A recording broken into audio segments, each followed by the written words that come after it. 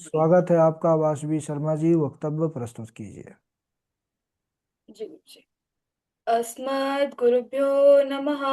अस्मत् परम गुरुभ्यो नमः। अस्मत् सर्वगुरुभ्यो नमः। श्रीमते रामानुजाय नमः। श्री राधा कृष्णाभ्यां नमः।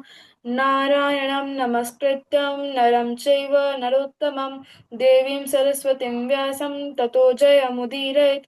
लंबोदरं परमसुन्दर एकदन्तं पीताम्बरं त्रिनयनं परमं पवित्रम् उद्य दिवाकर्णिभोज्ज्वलकान्तिकान्तं विघ्नेश्वरं सकलविघ्नहरं नमामि। शरीरं स्वरूपं ततो वा कलत्रं यशश्चारुचित्रं घनमेरुतुल्यं मनश्चैनलगनं श्रीगुरुरङ्घ्रिपद्मे। ततः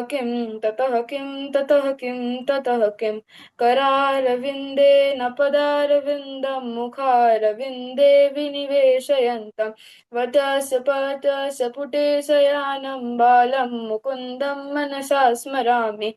कृष्ण त्वदीयपदपङ्कजपञ्जरान्ते अद्वैव मे विशतु मानसराजहंसः। प्राणप्रयाणसमये कफवातपित्तैः कण्ठावरोधनविधौ स्मरणं कुतस्ते। रामाय रामभद्राय रामचन्द्राय वेदसे रघुनाथाय नाथाय सीताय पतये नमः। मूकं करोति वाचालां पङ्गुं लङ्घते गिरिं यत्कृपातमहं वन्दे परमानन्दमाधवम्। जय जय श्री राधारमण जय जय नवल किशोर जय गोपी चित चोर प्रभु जय जय माखन चोर। भक्ति भक्त भगवंत गुरु चतुर नाम वपु एक इनके पद वंदन किए नाशत विघ्न अनेक। बरहा पीडम नटर वपु कन्या कर्णिकारम बिभ्रदवास कनक कपिसं वैजयन्तीं च मालम। रन्ध्राणमेणोरधर सुधया पूर्णयन् गोपवृन्दैर्वृन्दारण्यं सपदरमणं प्राविशद गीत कीर्तिः। आज मैं आप लोगों के समक्ष एक ऐसे प्रसंग का वर्णन कर रही हूँ जो बालक अवस्था में भी होकर भगवान को प्राप्त किया। मैं ध्रुव चरित्र को सुना रही हूँ। मनु जी के प्रिव्रत और उत्तानपाद नाम के दो पुत्र थे। भगवान वासुदेव की कला से उत्पन्न होने के कारण ये दोनों संसार की रक्षा में तत्पर रहते थे। अब उत्तानपाद कौन है? उत्तानः पादौ गर्भे यस्य सः उत्तानः पादः। माता के गर्भ में जिसका पैर ऊपर की ओर हो उसे उत्तानपाद कहते हैं।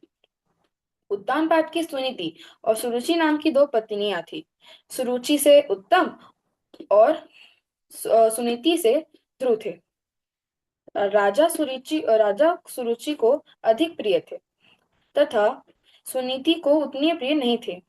एक दिन महाराज उत्तानपाद सुरुचि के पुत्र उत्तम को गोद में लेकर दुलार कर रहे थे। उसी समय ध्रुव ने भी गोद में बैठना चाहा, परंतु सुरुचि ने उसे रोक दिया और कहा, बच्चे, तुझे राज सिंहासन पर बैठने का अधिकार नहीं है। तू भी राजा का बेटा है तो क्या हुआ? मैंने तुझे अपनी कोख में धारण नहीं किया है। हाँ, यदि तुझे सिंहासन की इच्छा है तो तू जा, तपस्या करके परम पुरुष श्री नारायण की आराधना कर और उनकी कृपा से मेरे गर्भ में जन्म ले। 5 वर्ष का अबोध बालक ध्रुव अपनी माँ के पास रोते हुए गया। सुनीति ने बेटे को गोद में बैठाया और कहा, माँ मंगलम तात परे सुमंसा भक्ते सुजनो यत्पर दुख दस्तत। बेटा ध्रुव, तुम किसी के अमंगल की कामना कभी मत करना, क्योंकि जो दूसरों का अमंगल चाहता है उसके स्वयं के जीवन में कभी मंगल नहीं होता। पुत्र सौतेली माता होने के बाद भी जो सुरुचि ने कहा बिल्कुल ठीक कहा। अरे, तू इस पिता की गोद के लिए तो छोड़ दे। अगर तू भगवान को प्राप्त कर लेगा ना, तो तुझे परम पिता परमात्मा का गोद भी बैठने के लिए प्राप्त हो सकता है। ध्रुव जी ने अपनी माता का प्रणाम किया और कहा, मैया, मुझे आज्ञा दो।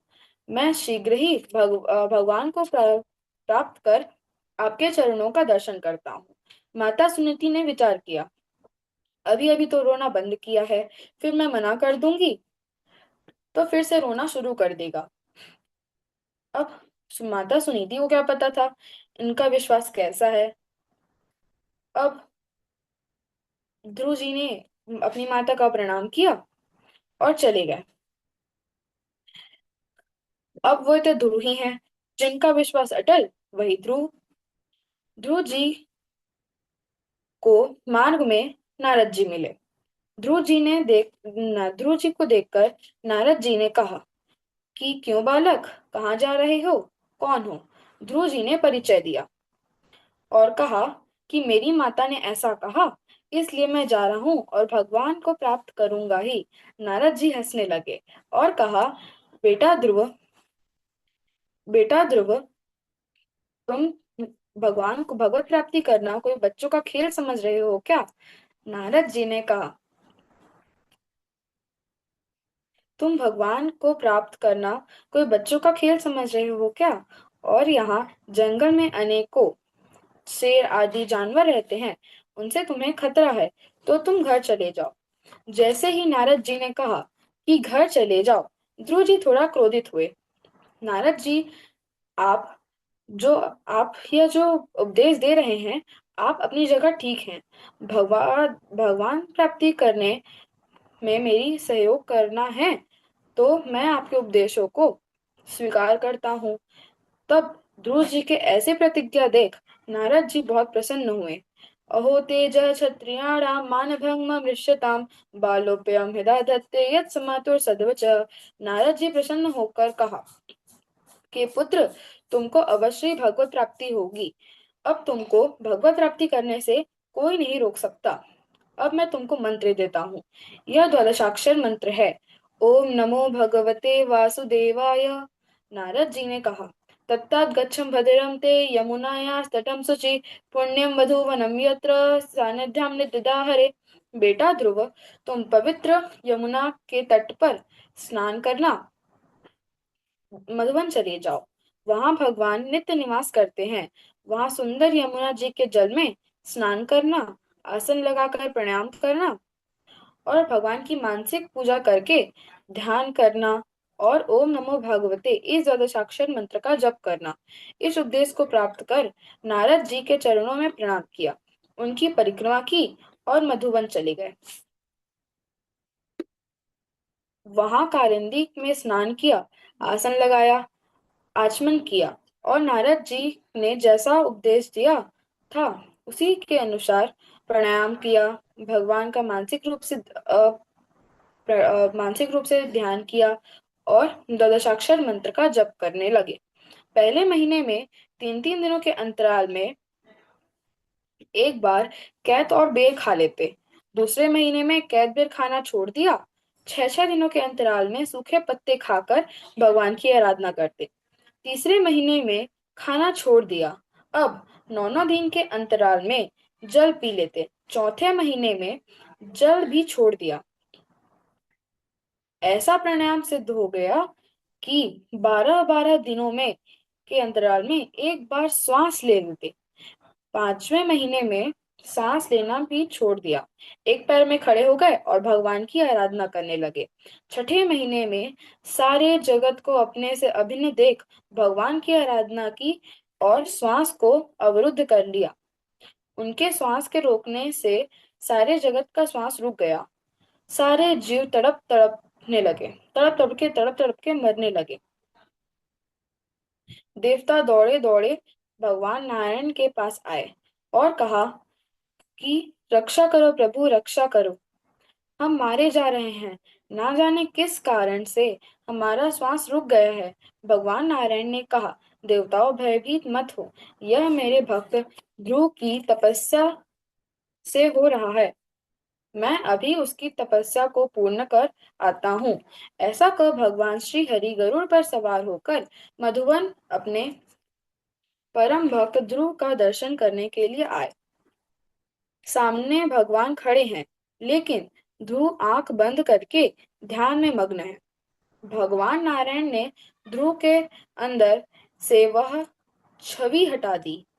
भगवान नारायण की छवि हटा दी, जिसे देखकर ध्रुव ध्यान में मग्न थे। जैसे ही ध्रुव के हृदय से वह परमात्मा की छवि ओझल हुई, ध्रुव झटपटाकर नेत्र खोले। तब देखा कि भगवान नारायण सामने खड़े हैं। भगवान नारायण को देखा चरणों में दंडवत प्रणाम किया, हाथ जोड़कर खड़े हो गए। कुछ कहना चाहते थे, लेकिन कुछ कह नहीं पा रहे थे। भगवान ध्रुव के भाव को समझ गए। वह स्पर्शम गालम कृपया कपोले, अपना ज्ञानमय शंख ध्रुव के कपोल में स्पर्श किया, जिससे ध्रुव में समस्त विद्याएं प्रकट हो गईं। हाथ जोड़कर उन्होंने स्तुति की। योऽन्तः प्रविश्य मम वाचमिमां प्रसुप्तां सञ्जीवयत्वखिल शक्तिधर स्वधाम्ना अन्याश्च हस्तचरण श्रवणत्वगादीन् प्राणान् नमो भगवते पुरुषाय तुभ्यम्। प्रभु, अपने ही मेरे अंदर कारण में प्रवेश कर मेरे सोई हुई वाणी को सजीव किया है, तथा आप ही मेरे हाथ, पैर, काल, त्वचा आदि इंद्रियों को चेतना प्रदान करते हैं। मैं आपको बारंबार प्रणाम करता हूँ। भगवान ने कहा, बेटा ध्रुव, मैं तुम्हारे हृदय के संकल्प को जानता हूँ। तुम जिस पद को प्राप्त करना चाहते हो, उससे आज आज तक किसी ने प्राप्त नहीं किया है। मैं तुम्हें ध्रुव पद प्रदान करता हूँ, जो त्रिलोकी के ऊपर से और जिसकी सप्तऋषि परिक्रमा करते हैं, उससे पूर्व तुम 36,000 वर्षों तक धर्म पूर्वक पृथ्वी का पालन करो और अंत समय में मुझे मुझे प्राप्त कर लोगे। ऐसा कह भगवान नारायण अंतर ध्यान हो गए। ध्रुव अपने नगर को लौट आए। महाराज उत्तानपाद ने जैसे ही यह सुना, भक्त ध्रुव को गोद में उठाकर ले आए। ध्रुव ने अपनी माता पिता के चरणों में प्रणाम किया और नगर में बड़ा भारी स्वागत सत्कार हुआ। महाराज उत्तानपाद ध्रुव का राज्याभिषेक कर और वन में चले गए। ध्रुव ने प्रजापति शिशुमार की पुत्री भ्रमि से विवाह किया, जिससे कल्प और अवत्सर नाम के दो पुत्र हुए। उनकी दूसरी पत्नी वायुपुत्री इला से उत्कल का जन्म हुआ। भाई उत्तम का विवाह अभी नहीं हुआ था। एक बार उत्तम शिकार खेलने वन में गए। वहां एक बलवान यक्ष ने उनका वध कर दिया। माता सुरुचि जब उत्तम को ढूंढने निकली, एक जंगल में आग लग गई थी, जिससे उसी में जलकर अपने प्राण को त्याग दिया। ध्रुव ने अपने छोटे भाई उत्तम की मृत्यु का समाचार सुना तो बड़े भारी सेना लेकर यक्षों पर आक्रमण कर दिया। अनेकों व्यक्तियों का संहार करने के बाद स्वयंभू मनु को दया आ गई। उन्होंने ध्रुव से कहा, नन्वे कश्चापराधेन प्रसंगात बहवो हताः। बेटा, जो तुमने किसी एक यक्ष के अपराध के कारण बहुत से निरपराध यक्षों का संहार कर दिया है। तुम जैसे भगवत प्राप्त भगवत भक्त को यह मार्ग उचित नहीं है। तितिक्षा करुणया मैत्र्या चाखिल जंतुषु समत्वेन च सर्वात्मा भगवान संप्रसीदति। भगवान श्री हरि तो अपने बड़ों के प्रति शीलवान, छोटों के प्रति दया और बराबर वालों के साथ मित्रता का, समस्त जीवों पर समानता का व्यवहार करने से ही प्रसन्न होते हैं। बेटा ध्रुव, तुम्हारे भाई को मारने वाला कुबेर का अनुचर यक्ष नहीं है, क्योंकि मनुष्य के जन्म मरण का वास्तविक कारण काल है। उसका भव्य ही है। वह काल ही है, इस जगत की सृष्टि करता है, इसका पालन करता है और अंत में इसका संहार कर देता है। तुमने यक्षों का संहार कर भगवान शंकर के भक्त कुबेर का अपराध किया है, इसीलिए तुम्हें उनसे माफी मांगनी चाहिए।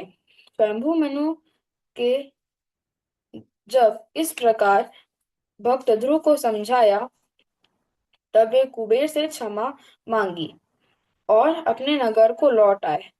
धर्म पूर्वक 36,000 वर्षों तक राज्य करने के बाद अंत समय में वे अपना राज्य उत्कल को दे उत्कल को देकर बद्रिका आश्रम चले आए।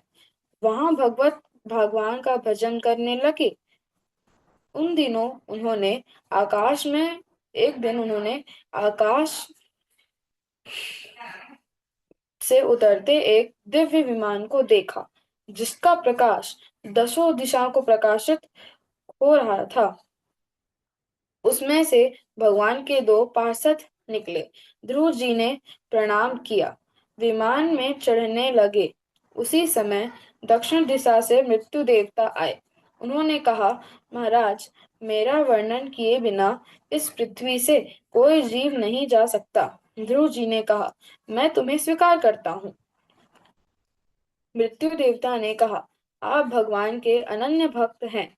मेरे सिर पर पैर रखकर आप इस विमान पर चढ़ जाइए। मृत्युर्मूर्धनि पदम दत्वा आरुह्यात् भूतं गृहम्। मृत्यु के सिर पर पैर रखकर ध्रुव जी विमान में चढ़ आए। जब विमान आगे चलने लगा, ध्रुव जी ने कहा, रुको रुको, मैं अपनी माता को साथ ले लूं। भगवान के पार्षदों ने कहा, कुलम पवित्रम जननी कृतार्था वसुंधरा पुण्यवती च तेन अपार संवित् सुख सागरेऽस्मिन् नीलम परम ब्रह्मणि यस्य चेतः।